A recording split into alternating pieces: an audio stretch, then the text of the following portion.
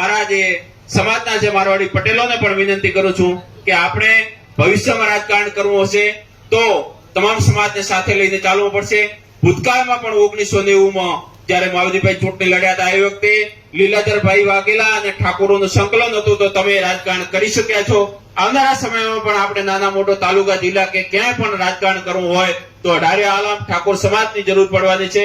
માટે આપણો સામે કોઈ લડતું નથી, માટે આપણી પાડોશી બેન છે એ આપણી બેન છે અને આપણી બેન સમજીને આપણે સૌ એને જંગી મતથી જીતાડીએ।